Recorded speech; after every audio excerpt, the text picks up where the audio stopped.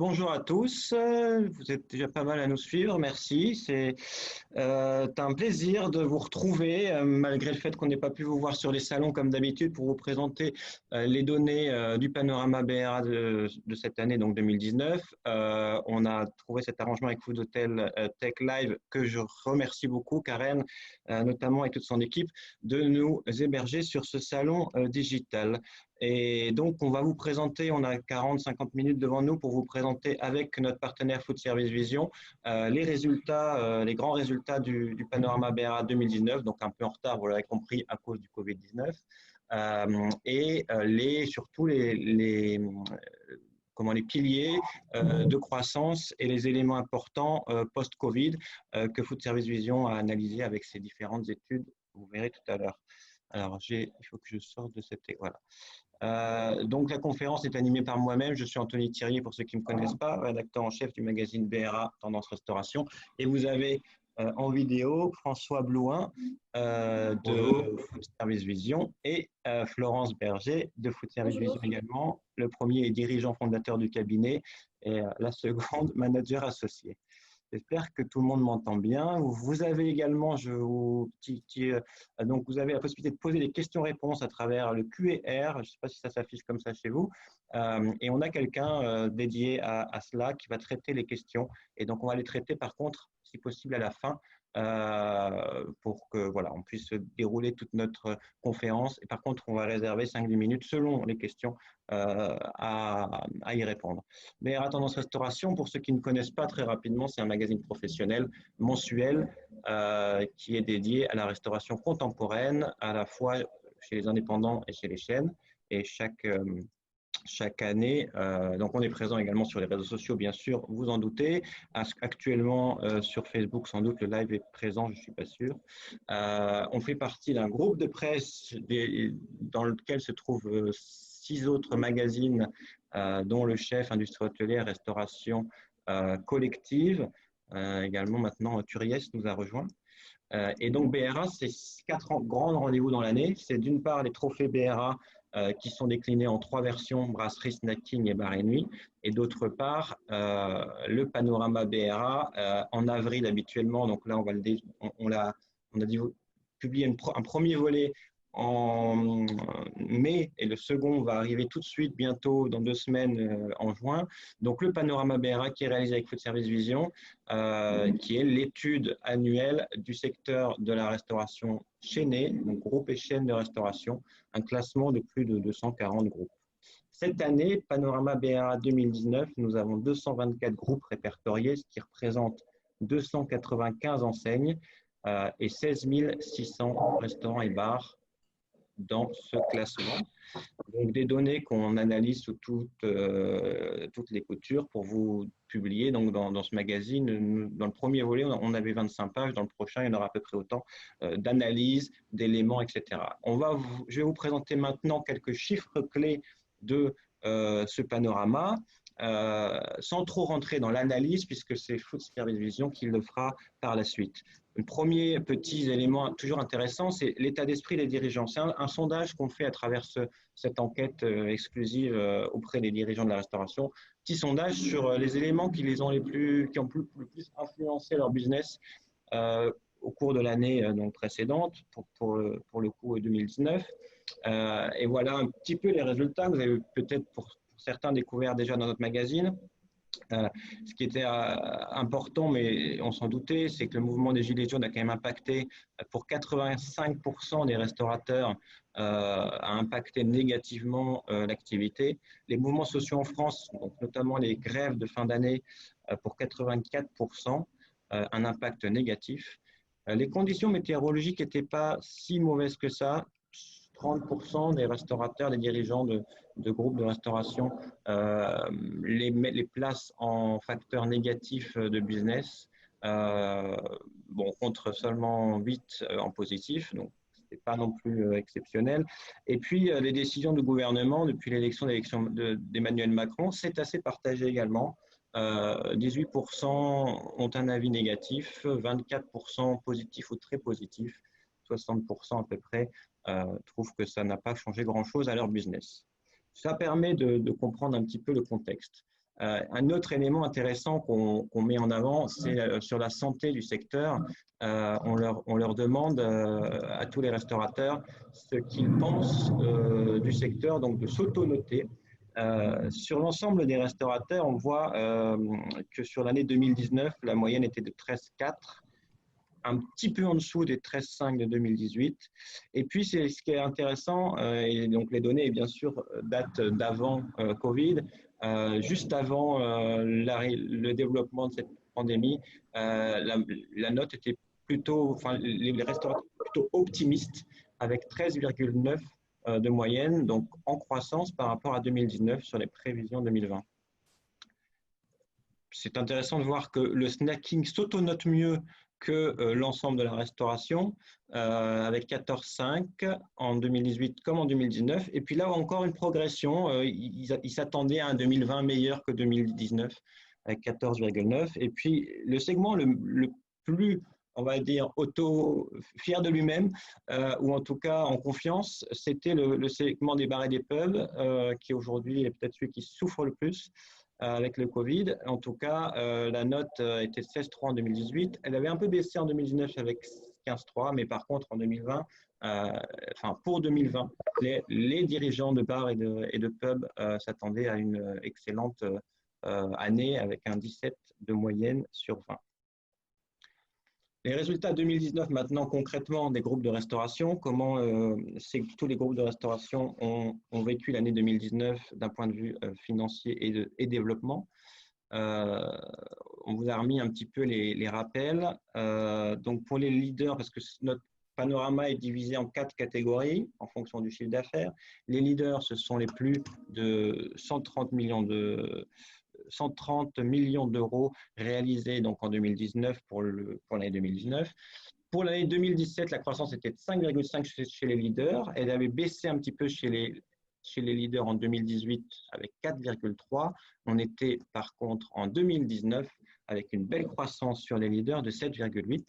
Chez les challengers, la croissance est habituellement meilleure, 11,5, 7,8 en 2018. Mais par contre, en 2019, on a une moins bonne croissance dans ce tableau de 1,8 qu'on expliquera plus tard. Mais je peux déjà vous spoiler le fait que certaines enseignes ont été fusionnées chez les leaders, ce qui explique également que les challengers performent moins.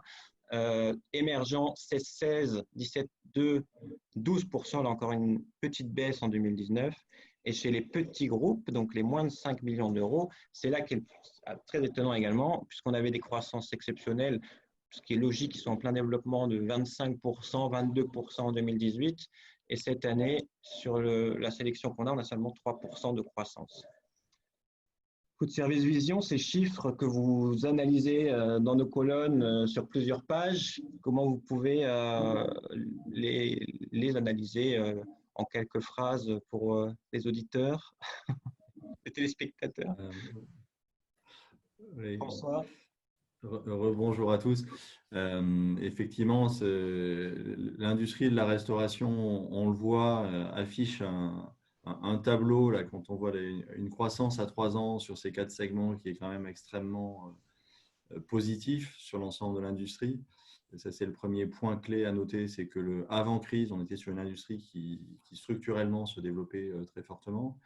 Et puis, la lecture de cette année 2019, c'est vraiment cette année c'est la première fois dans l'histoire du panorama que les leaders ont un taux de croissance supérieur à ceux des autres segments. Et donc, ça montre bien comment on est vraiment basculé dans une ère beaucoup plus industrielle, structurée, avec des mouvements de consolidation. Florence va nous commenter tout à l'heure.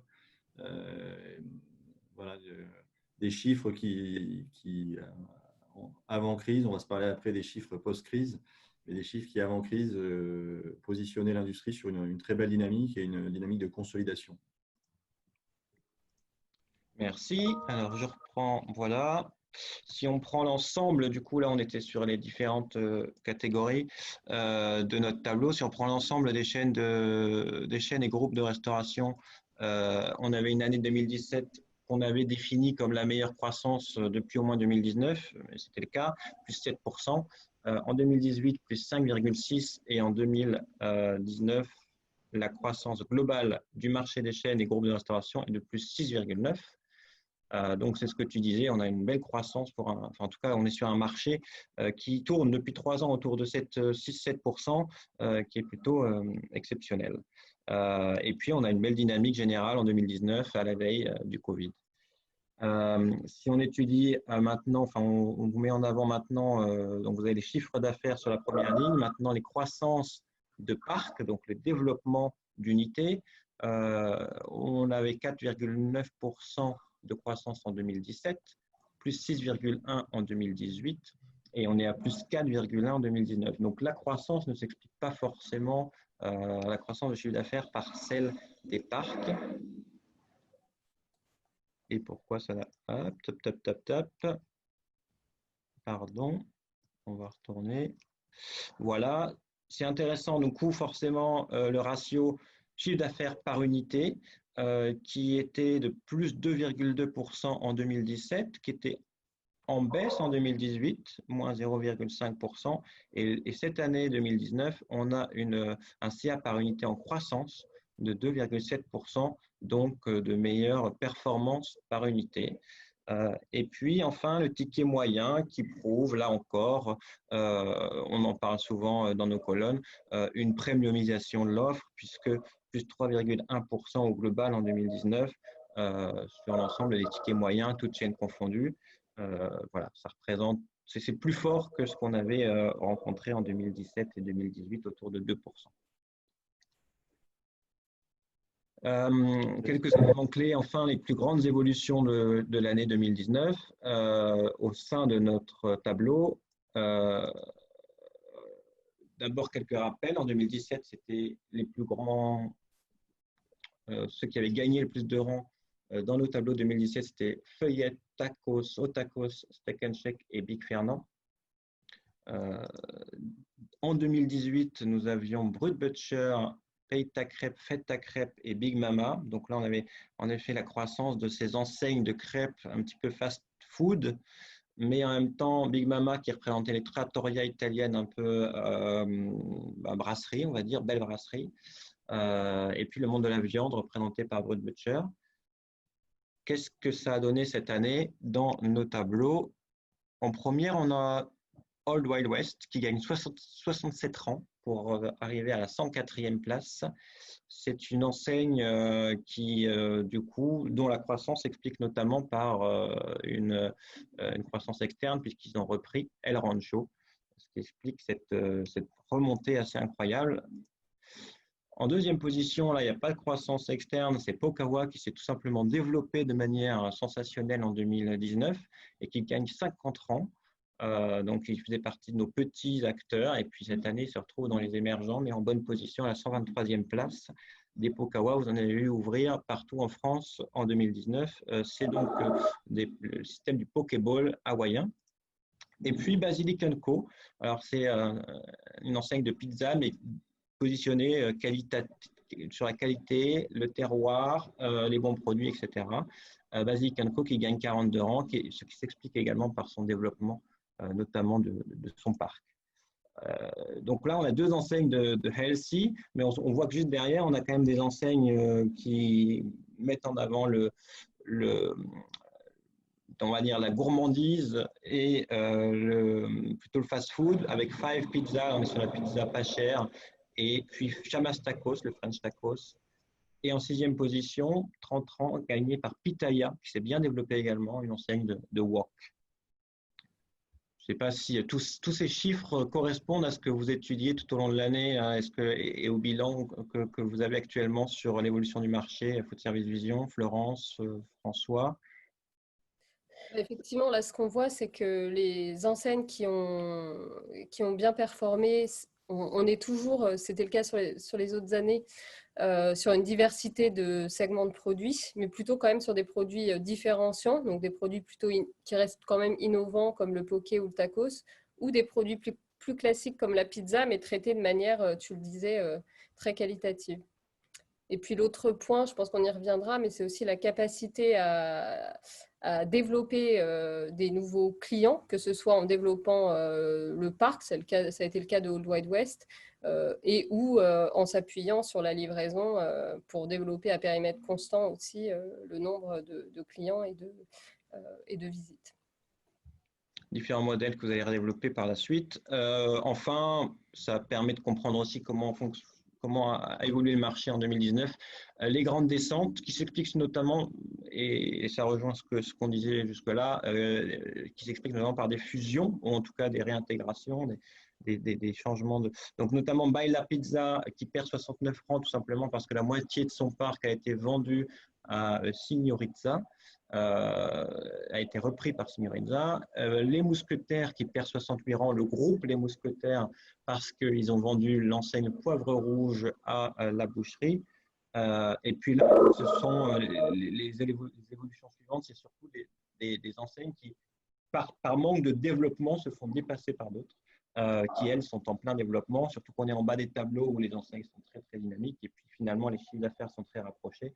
Donc, l'atelier des chefs, 47 rangs, perd un peu de chiffre d'affaires, mais se fait surtout dépasser par d'autres. La même chose pour le spécial. Et puis Speedburger, par contre, qui est en redressement judiciaire actuellement et qui a connu moins de bonnes performances en 2019, mais qui en 2020, et ça fera partie aussi des éléments qu'on développera plus tard, a bien profité finalement, entre guillemets, de la situation pour reconstruire un petit peu son business.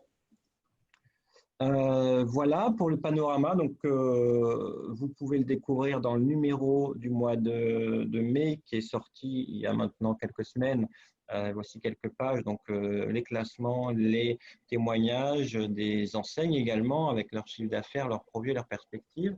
Pas moins de 25 pages d'analyse et de citations. Donc, à retrouver sur notre boutique en ligne, avec également une analyse du marché vue par les acteurs eux-mêmes. C'est assez intéressant de voir comment tous ces acteurs se positionnent et voient le secteur. Donc 4 € sur la boutique rhf.com. Et puis, dans le mois prochain, donc dans une semaine, il y aura la deuxième partie avec les plus petits acteurs, pardon, et les grands traits d'évolution des tendances. Et donc, c'est les éléments qu'on vous donne maintenant en exclusivité. Je vais passer la main à Food Service Vision. Donc, je dois me déconnecter quelque part. Normalement, en haut. Que vous voyez mon écran. N'hésitez pas à poser des questions le temps que je cherche ça. Voilà, à poser des questions à travers le Q&A en bas. Je pense que… Non, c'est pas ça. C'est bon, Florence, il faut juste que tu affiches en grand. OK.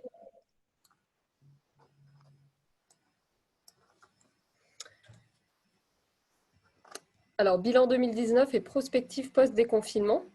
Effectivement, dans notre collaboration avec BRA, ce qui nous intéresse, c'est bien sûr d'analyser les chiffres et d'étudier ce que ça nous dit en termes d'axes de développement qui ont été travaillés par les enseignes d'une année sur l'autre ou aussi dans une vision plus long terme. Là, ce qu'on vous propose, c'est de faire un retour sur 2019 pour pouvoir aussi avoir des clés d'explication sur l'état du marché aujourd'hui dans ce contexte de crise et post-crise. Alors, Anthony l'a abordé, c'est vrai que c'était aussi la bonne nouvelle de 2019, c'est qu'on était sur une croissance multifactorielle, c'est-à-dire que les enseignes ne se sont pas développées seulement au travers du développement de leur parc et du nombre donc de points de vente, mais elles ont aussi globalement amélioré la performance de leurs points de vente, puisque l'indicateur qu'on regarde, qui est le chiffre d'affaires par point de vente, a aussi progressé et c'était la plus belle performance sur cet indicateur depuis 3 ans. Et comment les enseignes sont développées, on en a aussi parlé parce que là aussi c'est un fait marquant de 2019, même si c'est l'accélération de ce qu'on observait déjà les précédentes années, c'est que le marché continue de se consolider, ce qui participe aussi finalement à cette puissance des leaders, parce qu'on a vu que c'était les plus grosses enseignes qui avaient enregistré les plus belles croissances. C'est le cas notamment du groupe Bertrand, qui a finalisé l'OPA menée sur le groupe Flow, Il y a aussi la constitution de groupes délinéaux autour de l'enseigne La Croissanterie et d'autres enseignes Maison Pradier et Roberta. Et puis aussi, troisième exemple, la boucherie qui a acquis Poivre Rouge.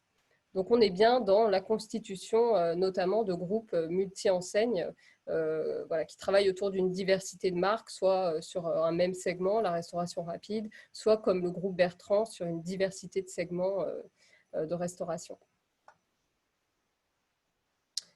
Donc ça, c'est un premier driver de croissance qui a participé au développement des parcs de ces enseignes. Un autre driver de la croissance de ce marché, là, qui a plutôt développé le nombre d'opérateurs, c'est l'arrivée d'acteurs étrangers. Donc notons notamment l'arrivée de Copper Branch, cette enseigne canadienne dont la master franchise a été reprise par Columbus, ou encore l'arrivée de l'ancienne Cien Montanitos, une enseigne espagnole. Il y a aussi le cas de Eat, donc la restauration rapide, une enseigne anglaise. Donc là aussi, on est sur des enseignes étrangères qui ciblent plutôt une clientèle jeune avec des produits, des offres différenciantes ou un rapport qualité-prix imbattable, comme c'est le cas de Cien Montanitos. Et donc, qui participent aussi à l'innovation du marché. Un troisième driver de croissance qui a là aussi participé au développement des réseaux, c'est la densification des réseaux. Il y a des enseignes, et en particulier les enseignes de restauration rapide, qui ont mené des forts plans de développement, donc avec des ouvertures d'une trentaine de points de vente sur l'année 2019. C'est le cas de McDonald's, de Burger King, de KFC, mais aussi d'enseignes de boulangerie, Marie Blachère, Ange, notons aussi Otakos. Donc voilà des axes de développement qui ont finalement permis de développer les parcs des différents réseaux. Mais on l'a dit, l'indicateur qui a bien performé aussi cette année, c'est la performance des points de vente, le chiffre d'affaires par point de vente. Et là aussi, en analysant ce que les enseignes ont fait, on a pu relever quelques axes de développement menés par le marché. Donc, il y a notamment le retravail des parcours clients, notamment, pas que, mais par le digital. Notons l'arrivée de bandes de commandes dans des enseignes comme Jour, par exemple, Pokawa, Nachos. Notons aussi qu'aujourd'hui, 80% des commandes chez McDonald's se font par bande de commande. Donc, on est bien là aussi sur le retravail de l'expérience. Et l'expérience dans des enseignes qui ont une vocation à être plutôt fonctionnelle dans le service et la rapidité passe notamment par des solutions digitales. Donc ça, c'est vraiment la performance du point de vente en retravaillant la visite en restaurant. Mais bien sûr, la performance du point de vente a aussi été boostée par le développement des ventes et des ventes multicanales, donc de tout le chiffre d'affaires qui a pu se faire en dehors des points de vente, notamment par la livraison. Donc la livraison, se noter notamment qu'en 2019, McDonald's a rompu l'exclusivité à Uber Eats et travaille avec d'autres réseaux. Et puis aussi un autre fait marquant qui est aussi un signe important sur le marché, c'est que les enseignes de restauration assises, c'est le cas par exemple de Del Arte ou de Léon, avaient déjà initié en 2019 des tests sur la livraison. Et puis, n'oublions pas que la restauration, c'est avant tout l'expérience, notamment restauration assise. Qu'est-ce qui aujourd'hui fait que les clients veulent se déplacer toujours pour aller au restaurant? C'est bien de vivre une expérience à part entière. Et il y a des enseignes, notamment la restauration assise, dont c'est le cœur de promesse, ont retravaillé justement cette expérience. C'est le cas d'Hippopotamus, qui a remis la cuisson à la braise au cœur de ce concept et donc qui a fait un vrai travail de développement de l'expérience et de l'offre pour faire redécouvrir l'enseigne aux clients, et un repositionnement qui a bien fonctionné et qui se retrouve notamment dans la croissance des visites sur les restaurants qui ont été rénovés.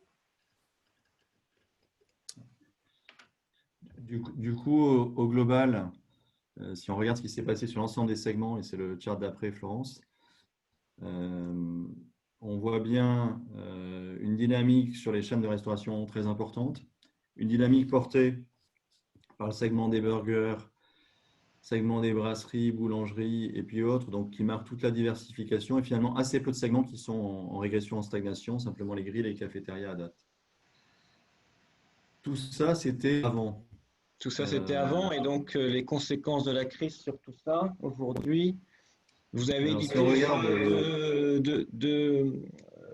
deux études différentes à date sur la crise, et donc vous allez nous faire part un peu des principales conclusions de ces études.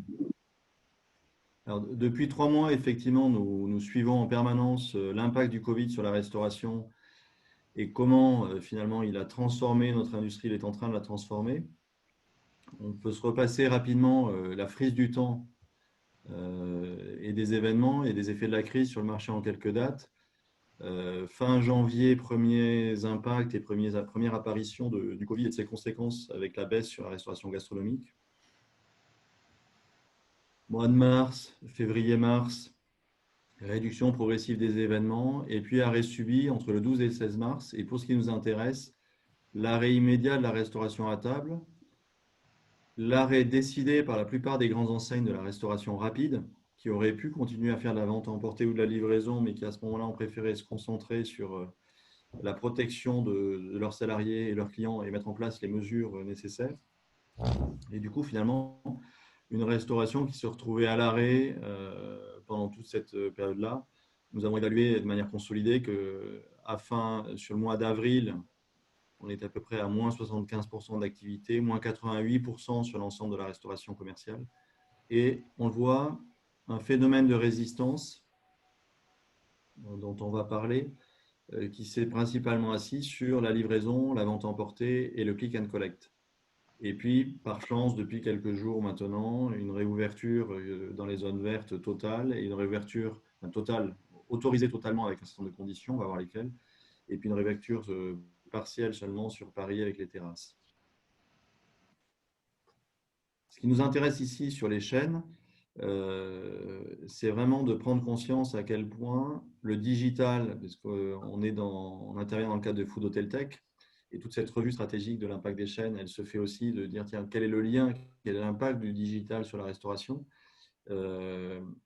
C'est avoir en tête que sans digital, une large part de l'activité du marché se serait totalement arrêtée. Ouais. Finalement, ce n'est pas ce que le click and collect existait, ce n'est pas ce que la livraison existait, livraison digitalisée, que le marché a pu tenir dans ces conditions. Regardons rapidement. Et ceux qui étaient en retard sur ces sujets, ceux qui étaient en retard sur ces points-là ont eu du mal du coup pendant ce confinement.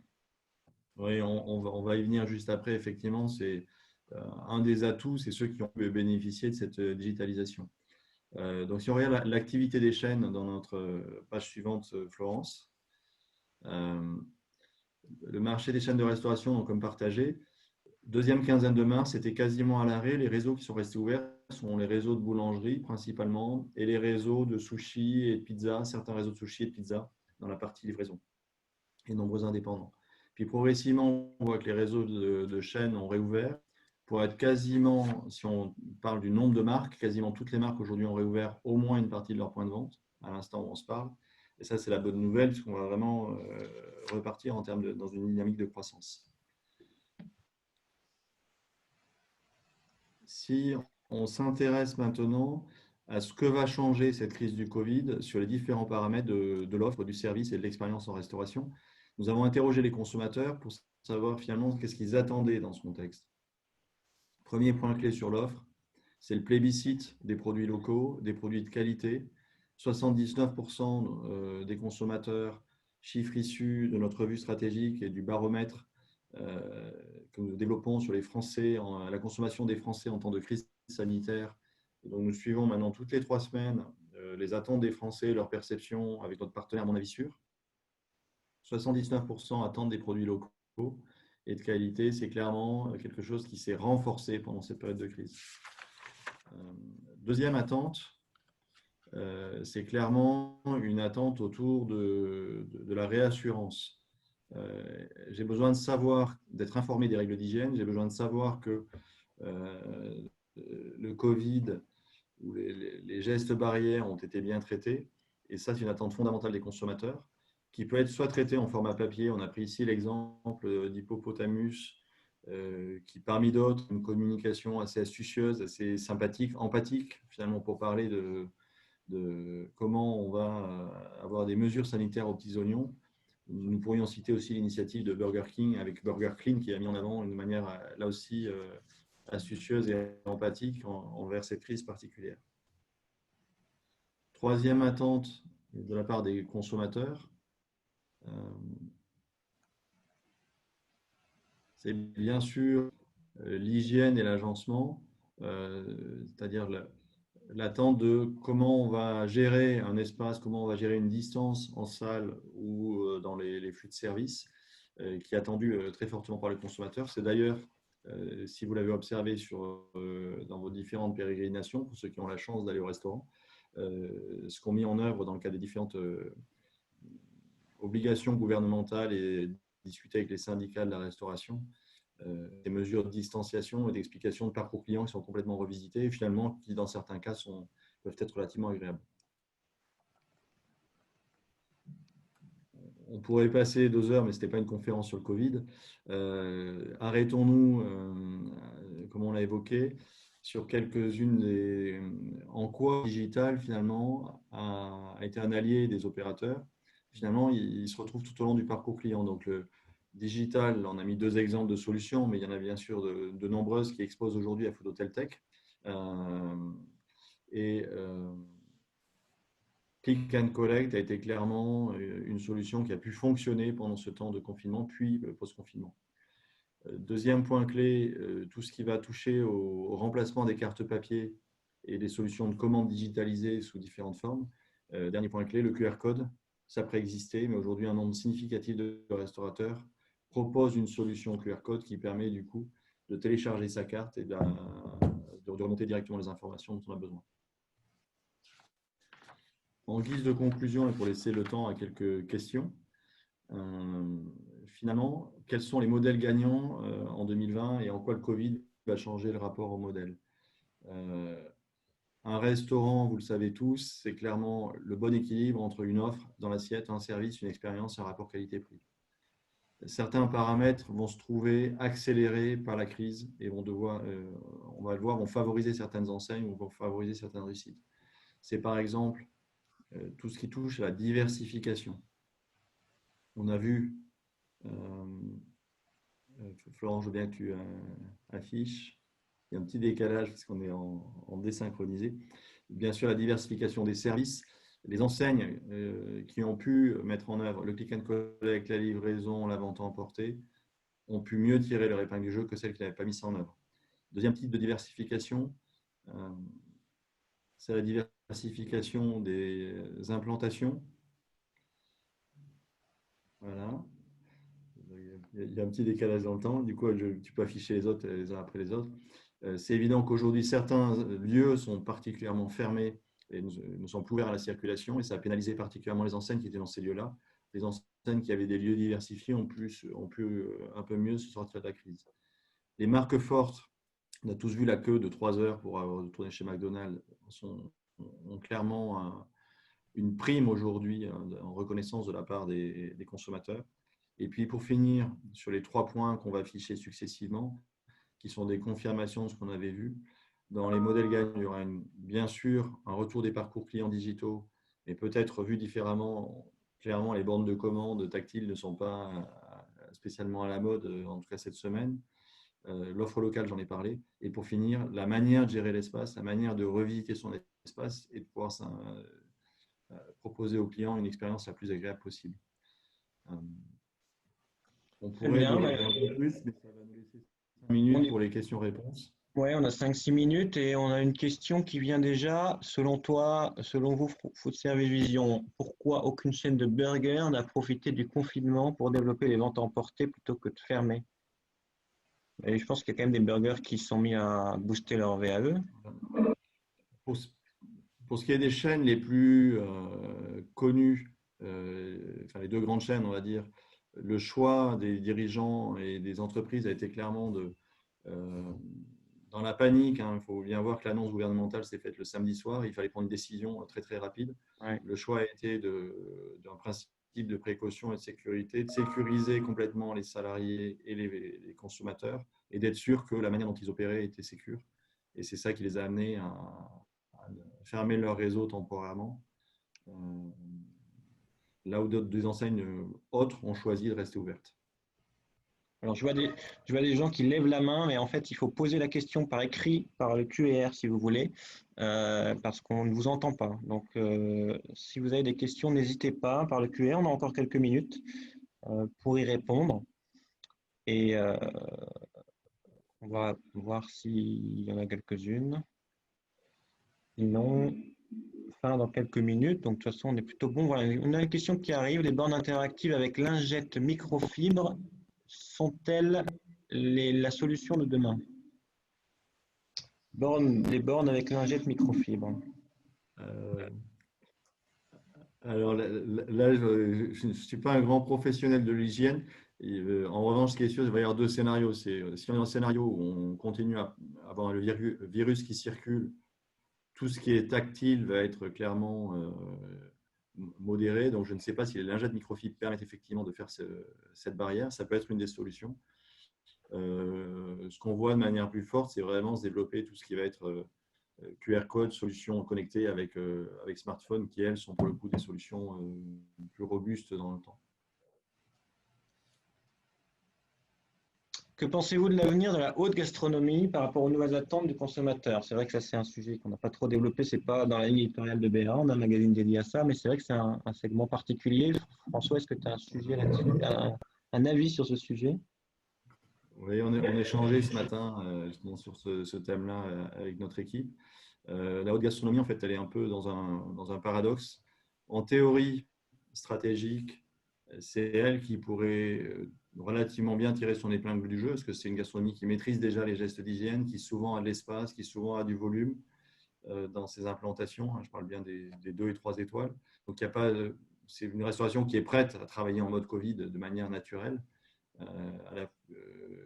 Et après, la réalité d'aujourd'hui, court terme, avec le flux touristique qui est arrêté, avec la pression qui a été mise sur une certaine peur qui existe encore, qu'on a mesurée. Il y a un Français sur 2 qui a peur encore de reprendre son activité économique normale, dont la restauration. Ils n'ont pas plus peur d'aller au restaurant qu'ailleurs, mais ils ont quand même peur de sortir. Et donc, il y a de tels coûts fixes dans la restauration gastronomique que c'est clairement un des segments qui risque de redémarrer le plus tard, en tout cas pour le très haut de gamme. Alors, les questions s'excitent un peu. On va devoir malheureusement fermer d'ici 1 ou 2 minutes. On va essayer d'y répondre rapidement. Quels sont les critères qui expliquent la baisse des cafétérias? François, globalement, c'est vrai que c'est des segments qui souvent se transforment en d'autres segments, notamment fast casual, burger, etc. Donc, dans nos tableaux, il y a des anciennes cafétérias qui passent d'un segment à l'autre. Mais globalement, le modèle de la cafétéria, François, ça fonctionne. C'est un modèle qui va retrouver toute son actualité, parce qu'en fait, il est profondément d'un bon rapport qualité-prix et consensuel et diversifié. Notre vision, c'est que c'était plutôt un défaut d'offre, c'est-à-dire que le modèle cafétéria avait peu évolué ces dernières années, et on sera surpris. Il suffit de voir ce que font des gens comme Boulogne, par exemple, Julien Dubois dans des formats buffets ou autres. En fait, il y a une grande actualité, tous sous le même toit et choix différents plats. Donc, c'est un segment qui était plutôt les acteurs. Mais qui risque de revenir. D'accord. Ouais, 3 autres questions. Alors, Christine Tartanson qui nous remercie pour notre travail. Merci à elle pour ce message. Le time is up, dit Karine Serfati. On va essayer d'y répondre. Donc, une idée du taux d'équipement Click and Collect dans la restauration rapide en 2019? En un chiffre? Recontacte-nous, Christine. Oui, on l'a, mais je n'ai pas de mémoire. Là. Je ne vais pas savoir le dire à chaud, mais c'est Est-ce que un taux pour moi d'investir dans un restaurant à Paris? Là, à l'instant précis, c'est une question difficile. À la rentrée, oui, il va y avoir de belles affaires à faire parce que le marché a touché son point bas. À partir de maintenant, on va que faire de la croissance. Donc, si vous rentrez maintenant sur le marché, il y a peut-être des coûts à faire, acheter des emplacements et pour le coup, de se préparer à la reprise. que les chaînes de restauration étrangère investiront moins en France et s'installeront moins en France depuis cette crise? Je suis pas sûr. Ça va revenir à la normale quand. Karen, tu nous dis quand on doit arrêter. Hein. Oui, C'est je suis une vraiment question désolée, mais je dois vous faire arrêter. En tout cas, la conférence était passionnante et super intéressante. Merci beaucoup à vous tous de la participation et merci aux visiteurs qui sont là. Et voilà, je vais voudrais vous dire à nos visiteurs que vous pouvez aller voir les exposants qui sont tous en ligne. Ils vous attendent en visioconférence. Voilà, il y a eu quelques bugs au départ, mais ça devrait remarcher, tout devrait fonctionner très bien. Donc, je vous invite à les visiter et à tenter la roulette pour faire des rencontres au hasard très intéressantes. Je vous souhaite une excellente après-midi à tout le monde. Merci beaucoup, Karen, et bravo pour ce bel événement. Bye. Merci et bravo à Food Hotel Tech d'avoir tenu dans la tempête. Ciao, ciao. Bye. Bye.